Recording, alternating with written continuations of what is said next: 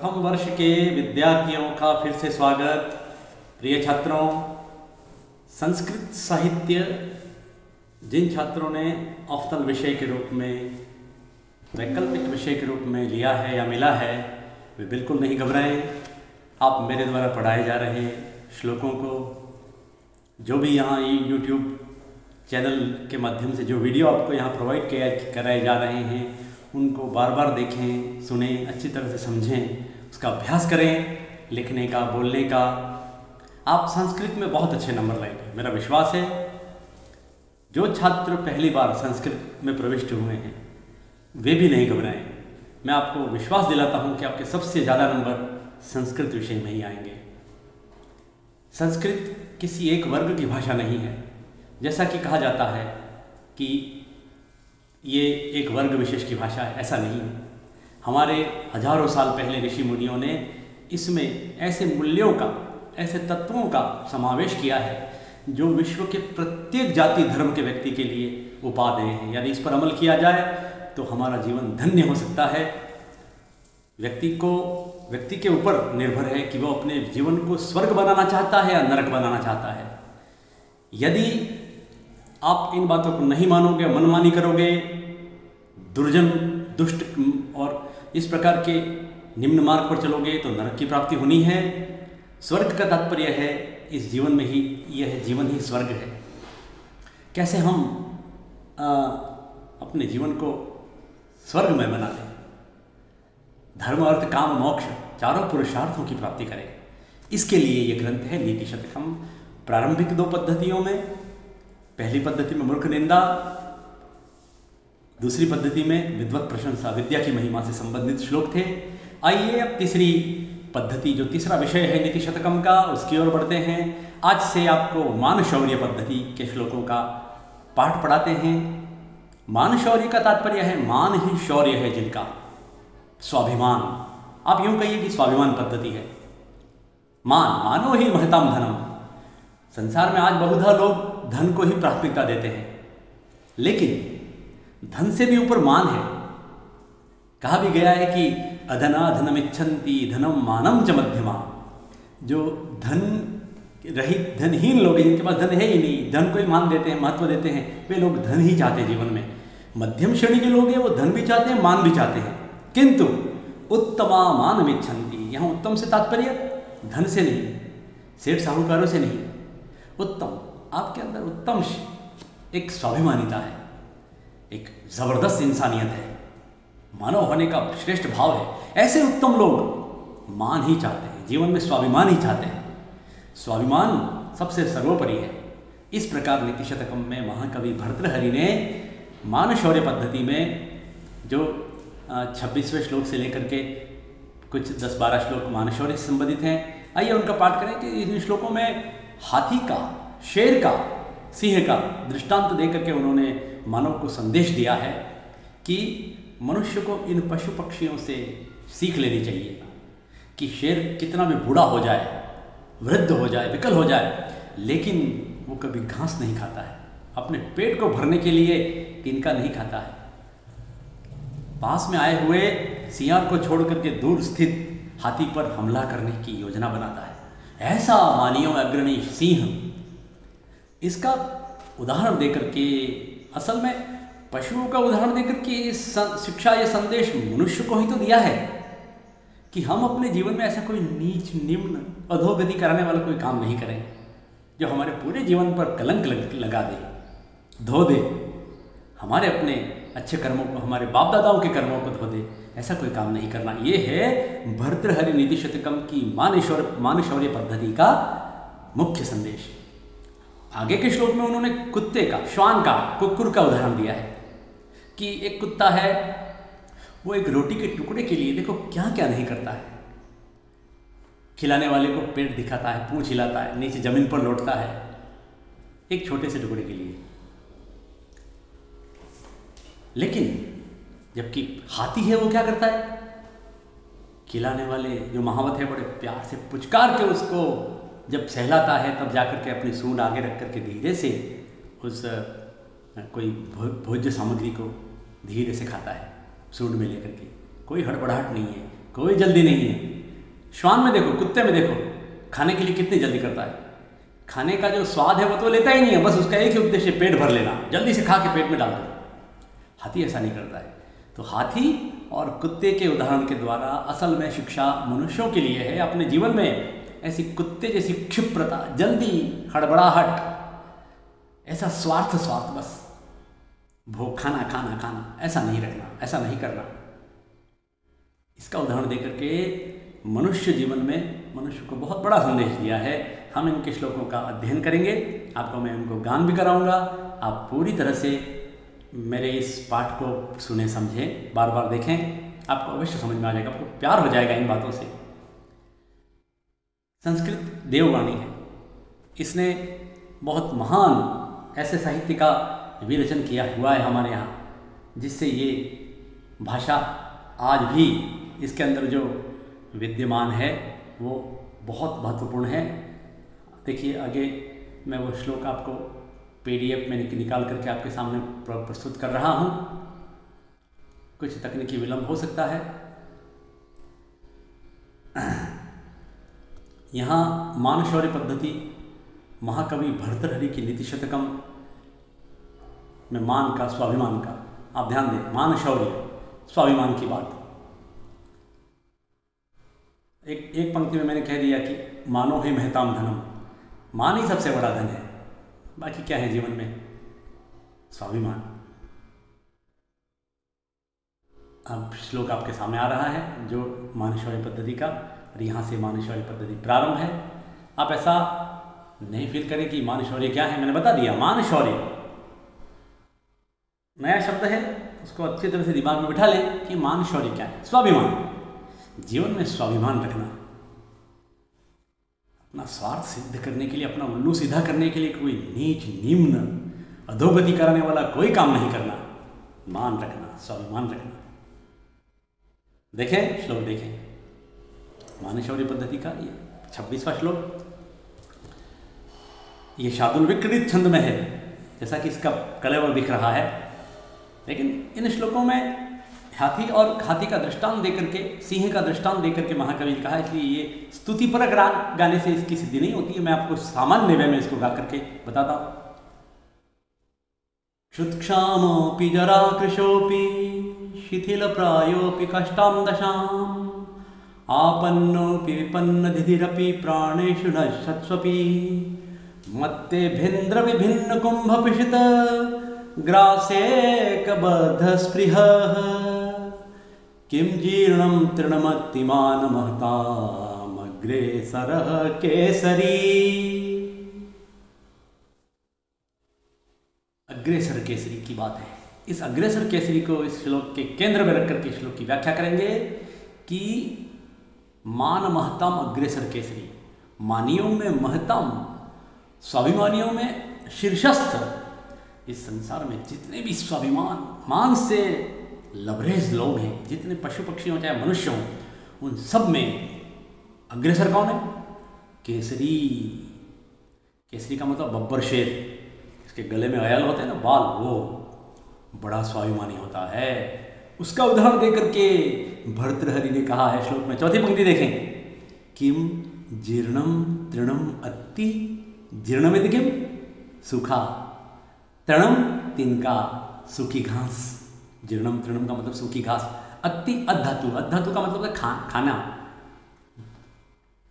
खादती, अत्ति अद भी खाद धातु ही है, तो अत्ति उसका रूप बनता है, अत्ति अत्ता अंति। किम मानम महताम अग्रेसरः केसरी जीर्णम तृणम अत्ति, क्या मानियों में अग्रगण्य बब्बर शेर, गले में जिसके अयाल है ऐसा केसरी, ऐसा सिंह, वनराज मृगेंद्र सिंह, क्या सूखी घास खाता है? अगर विपरीत परिस्थितियां हो जाए तो भी प्राण निकल जाए कोई बात नहीं, लेकिन पेट भरने के लिए कभी ऐसा सिंह कभी सूखी घास नहीं खाता है। समझ में आ गया होगा प्रश्न लोग। अब उस सिंह की प्रतिकूल परिस्थितियों की बात बताते हैं। अनुकूल परिस्थिति में जब उसके अंदर ताकत होती है तो वो दूर स्थित हिरणों पर आक्रमण करके उस हिरण को मार देता है, हाथी पर भी हमला कर देता है। लेकिन जब वो प्रतिकूल विपरीत परिस्थिति में, कैसा क्या हुआ, कौन कौन सी विपरीत परिस्थितियां हैं, पहली पंक्ति से श्लोक देखें। क्षुत्क्षाम अपि, क्षुत्क्षाम नया शब्द है, शब्द जोड़ते जाएं। आप अपनी शब्दावली बढ़ाने के लिए उन शब्दों का अर्थ आपको बार बार देखना पड़ेगा। एक बार पढ़ने के बाद उसको यूँ समझो कि हमेशा के लिए याद हो गया, ऐसा नहीं है। बार बार देखेंगे, अभ्यास करेंगे तो वो शब्द आपकी डिक्शनरी में, आपके खुद की जो अंदर की मेमोरी जो है उसमें बैठ जाएगा। क्षुत क्षाम, क्षुत पिपासा कहते हैं ना, क्षुत से क्षाम, भूख से व्याकुल, भूख प्यास से व्याकुल। जरा कृशोपि, अपी अपी आया है, चाहे वो भूख प्यास से, क्षुधा से, भूख से व्याकुल भी, जरा से कृश भी, जरा माने वृद्धावस्था से, बुढ़ापा आ गया उस शेर में, वृद्धावस्था से चाहे वो जर्जर हो जाए तो भी, दूसरी विपरीत परिस्थिति उस शेर की। तीसरी कौन सी है? शिथिल प्रायोपि कष्टाम दशाम, शिथिल प्रायोपि, तीसरी, शिथिल का मतलब ढीले अंग, ढीले पड़ गए जिसके, ऐसा भी, जिसके अंग अब शिथिल हो गए, अब दम नहीं है, अब ताकत नहीं हमला करने की, ऐसा भी। कष्टम दशाम आपन्न अपि, चौथी स्थिति उस शेर की विपरीत परिस्थिति कौन सी है? चाहे वो कष्टकारी दशा को प्राप्त हो गया है, चलने फिरने की भी अब ताकत नहीं बची है, ऐसा भी। अपि अपि कष्टम दशा, कष्टकारी दशा को प्राप्त भी, कौन? वनराज सिंह। विपिन्न दिदितिरपि प्राणेषु नश्यत्सोपि, विपिन्न दिदितिरपि, इसको यहाँ महाकवि भर्तृहरि ने पांचवी विशेषता में कहा है कि विपन्न दिदितिरपि, अर्थात क्षीण हुई कांति वाला। विपन्न, विपन्न मतलब क्षीण, दिदिति कांति, अर्थात जिसकी कांति, जिसकी चमक वो जवानी नहीं रही, क्षीण हो गई कांति जिसकी, ऐसा भी। और छठी बात है प्राणेषु नश्यत्सु अपि, नश्यत्सु प्लस अपि, नश्यत्स्वपि, इको यंची से यहाँ नश्यत्स्वपि हो गए, अपि भी, चाहे प्राणों के नष्ट हो जाने पर भी, प्राण चले जाए तो भी, जो अग्रसर केसरी है, मानियों में अग्रसर केसरी है, वो ऐसा सिंह भी, चाहे वो भूख, फिर से देखो, भूख प्यास से पीड़ित हो है, वृद्धावस्था से विकल है, कृश जर्जर हो गया है, शिथिल ढीले अंग जिसके ढीले हो गए हैं, कष्टकारी दशा को प्राप्त भी, जिसकी कांति क्षीण हो गई है, ऐसा भी, चाहे प्राण नष्ट हो जाए तो भी, वो सिंह क्या करता है? चौथी पंक्ति में कह दिया है, क्या करता है? क्या सूखी घास खाता है? नहीं खाता है। तो क्या करता है? तीसरी पंक्ति में है मत्तेभेंद्र। मत्तेभेंद्र का मतलब होता है हाथियों, मत्तेभेंद्र हाथी का विशेषण है, मत्तेभेंद्र, कि मदमस्त हाथियों के विभिन्न कुंभ पिशितक ग्रासैक बद्ध स्पृहा, कि जिसकी स्पृहा बंधी हुई है, किसमें? इच्छा किसमें बंधी हुई है? मदमस्त हाथियों के, काले काले गंडस्थल जिनके हैं, हाथी के गंडस्थल होते हैं ना ऊपर के, उनको फोड़ करके उसका मांस खाने की इच्छा रखने वाला मानियों में अग्रसर केसरी। किम जीर्णम तृणम अति, क्या सूखी घास खाता है? नहीं खाता है। प्रश्न किया है, उत्तर नहीं दिया है भर्तृहरि ने, प्रश्न करके हम पर छोड़ दिया है। हमको पता है कि ऐसा कष्टकारी दशा को, चाहे प्राण निकलने की तैयारी है, लेकिन मानियों में अग्रसर केसरी, जिसकी स्पृहा बंधी हुई है, जिसकी बद्ध स्पृहा यस्य इति बहुब्रीहि समास है इसमें, जिसकी स्पृहा किसमें बंधी हुई है? दूर स्थित हाथियों के उन गंडस्थलों को खा करके उसका मांस खाने की, ग्रास बना करके खाने की एकमात्र स्पृहा जिसमें बंधी हुई है, ऐसा अग्रसर केसरी क्या सूखी घास खाता है? नहीं। बार बार बात पृष्ठ प्रश्न करने की आवश्यकता नहीं, आप समझ गए होंगे। इस हाथी के पर हमला करने की योजना बनाने वाले कष्टकारी दशा को प्राप्त सिंह भी इस प्रकार इच्छा रखता है, तो फिर मनुष्य जिंदगी में, जीवन में कितनी भी कष्ट दशा आ जाए, कितनी भी विपरीत परिस्थिति आ जाए, लेकिन कोई ऐसा निम्न काम नहीं करना चाहिए। कितनी बड़ी सीख है। विद्यार्थी देखें इसको, जो संस्कृत प्रेमी सामाजिक समुपासक हैं, साधक हैं, जो पाठ्यक्रम के कारण इसको नहीं देख रहे हैं, मुझे पता है कुछ संस्कृत प्रेमी इसे देख रहे हैं, मैं उनको प्रणाम करता हूँ। वो केवल उस संस्कृत के प्रेम के कारण पढ़ रहे हैं। तो वे सभी इसको देखें कि इस श्लोक के माध्यम से महाकवि भर्तृहरि कहना क्या चाहते हैं। उदाहरण तो शेर का दिया है, लेकिन हमारे मानव जीवन में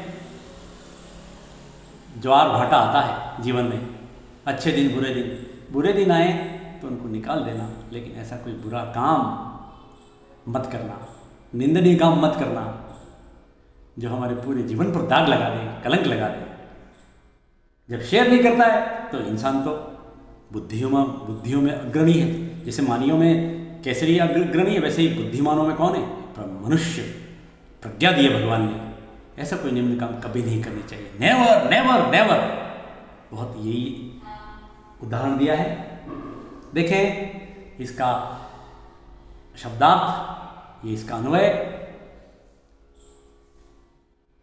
ये विद्यार्थियों के अभ्यास के लिए है।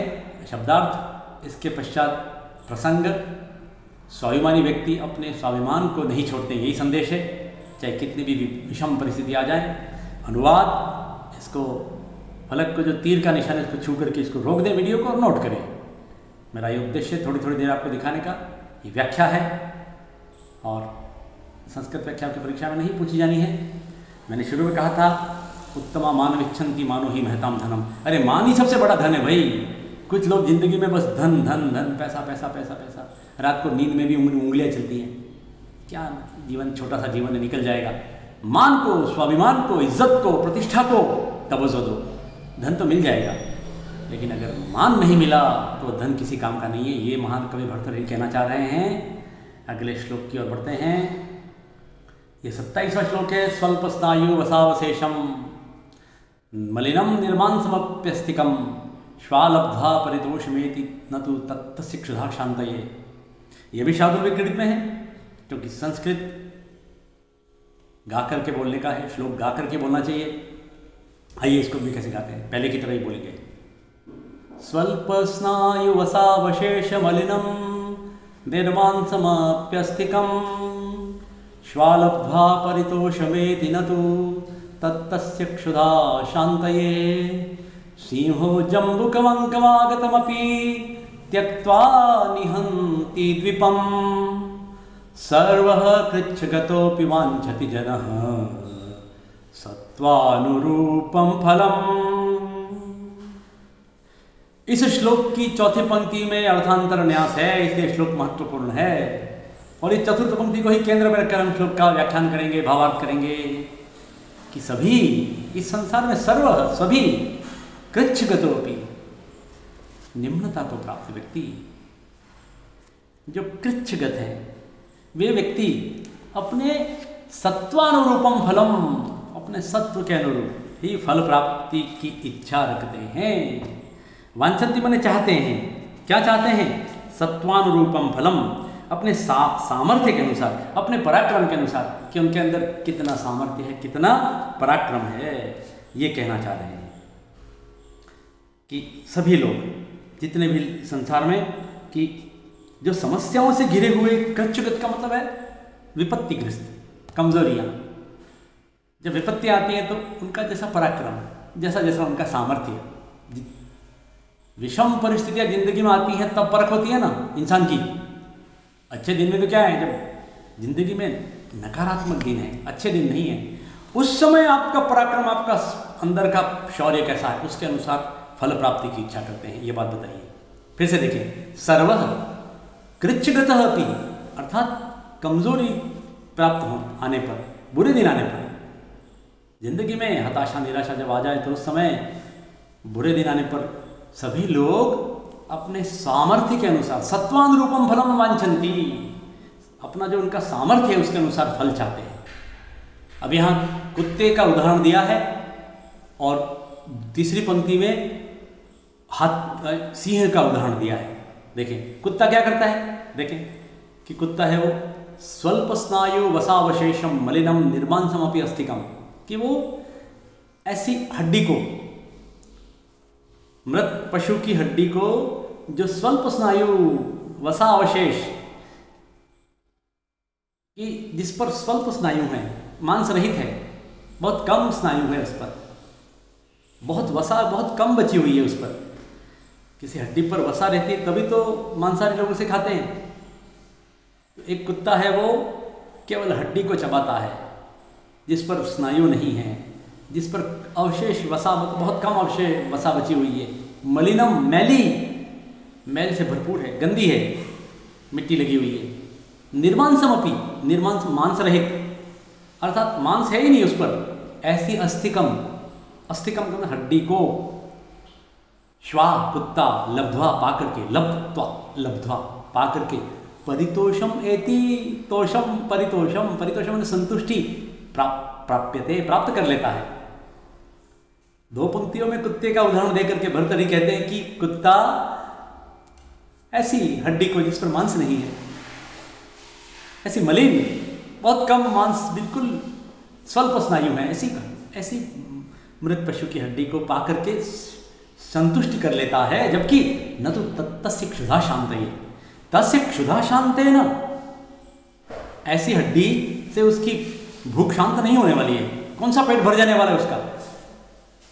कोई ऐसी, अगर उसको सीधा ही मांस मिले तो उसका पेट भरेगा, लेकिन हड्डी को बड़े चाव से खाता है और ऐसा संतोष प्राप्त कर लेता है कुत्ता। क्षुधा शांते न तु तस्य, उसे क्षुधा की शांति नहीं होने वाली है। अब देखो सिंह को, सिंह क्या करता है? तीसरी पंक्ति में देखिए, सिंह जम्बुकम अंकम आगतम अपि, अंकम आगतम जम्बुकम अपि, ये कहेंगे। अंक माने गोद, गोद में आए हुए सियार को छोड़ करके, गीदड़ को छोड़ करके, शृगाल को छोड़ करके, त्यक्त्वा छोड़ करके पास में आ जाए सियार, वो भी द्वीपम निहंती, दूर स्थित हाथी पर ही हमला करता है। ये है सिंह, ये है मृगेंद्र, ये है वनराज, ये है मानियों में अग्रसर केसरी। कि शेर कभी ऐसा निम्न काम नहीं करता है कुत्ते जैसा। तो उस कुत्ता, श्वान और सिंह के उदाहरण के माध्यम से महाकवि भर्तृहरि ने कितना महान संदेश दिया है, मनुष्यों के लिए दिया है। हमारे समाज में भी ऐसे ही लोग हैं जो ऐसे कुत्ते जैसा निम्न आचरण करते हैं, अपने आप को गिरा देते हैं। अरे सिंह जैसे बनो भाई, गोद में आए, पास में है, लेकिन वो उसका शिकार नहीं करेगा। पास में आए हुए लोमड़ी को, सियार को, शृगाल को छोड़ करके, गीदड़ को छोड़ करके दूर स्थित हाथी पर ही आक्रमण करता है। फिर वापस चौथी पंक्ति में अर्थांतर न्यास है, संदेश है, सामान्य का विशेष समर्थन है। ये अर्थांतर न्यास है, ये सुक्ति है, अमृत वचन है। कौन सी सुक्ति है? कि सर्वः कृच्छ्रगतः, कि जितने भी कृच्छ्रगत लोग हैं, कृच्छ्रगत मतलब समस्याओं से घिरे हुए, विपत्तियों से घिरे हुए सभी लोग चाहते हैं, वांछन्ति माने चाहते हैं, जनः लोग सत्वानुरूपम फलम, सत्व के अनुरूप, जैसा अपना अपना सामर्थ्य, उस सामर्थ्य के अनुसार। अभी इससे पहले बताया था कि सिंह मर जाए तो भी सूखी घास नहीं खाता है, चाहे वो भी समस्या से घिरा हुआ है, फिर भी वो ऐसा काम नहीं करता है। तो यहाँ फिर से सिंह की बात बताई है कि अपनी गोद में आए हुए उस सियार को छोड़ करके दूर स्थित हाथी पर ही आक्रमण कर, द्वीप मन हाथी। इस प्रकार ये श्लोक भी बहुत श्रेष्ठ। इसके अन्वय को नोट करें। अन्वय केवल कविता को सीधा करने के लिए है। श्लोक में शब्द ऊपर नीचे होते हैं, अन्वय में हम उसको सीधा कर लेते हैं, सीक्वेंस बना लेते हैं हिंदी अर्थ की दृष्टि से। यह है अन्वय, ये शब्दार्थ। और शब्दार्थ से परे यहाँ जो परीक्षा में लिखने लायक जो मटेरियल है आपके लिए, ये कंटेंट वो आपके सामने है। मानेश्वरी पद्धति से प्रस्तुत पद्धति में प्राणियों द्वारा अपने सामर्थ्य अनुसार कार्य करते रहने का भाव वर्णित हुआ है। ये अनुवाद थोड़ा बड़ा। अब उसके बाद ये व्याख्या आई है, व्याख्या को नोट करें। इस प्रकार इस श्लोक में महाकवि भर्तृहरि ने कुत्ते और सिंह के उदाहरण से क्रमशः घृणित और निम्न कार्य नहीं करने और पुरुषार्थी बन करके अनुष्ठान, महान पराक्रम करने का संदेश दिया है। इस चातुर विक्रणी छंद, इसकी ये थोड़ी सी व्याकरण है, उसके प्रयोग लिखे हुए हैं। आप देखें, परितोषम, परितुष घई प्रत्यय है, परितोषम एति मन प्राप्त, त्यक्त्वा में त्यजत्वा, त्यज और त्वा बनने से प्रत्यय लगने से त्यक्त्वा रूप बनता है। हाथी को द्वीप कहते हैं।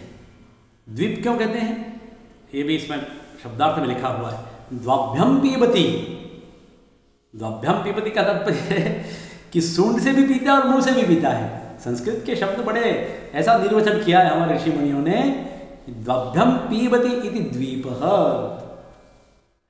सूंड की जो नाल है उससे भी पी लेता है और फिर मुंह में छोड़ता है खींच करके, इसलिए इसको द्वीप कहते हैं। निहंती निहन, इस प्रकार ये श्लोक है। हम आज के इस कालांश में 2 श्लोक पढ़ने के बाद अगले कालांश में आगे लगातार पढ़ेंगे। ओम विश्वानि देव सवितर्दुरितानि परासु यद्भद्रम तन्नासु।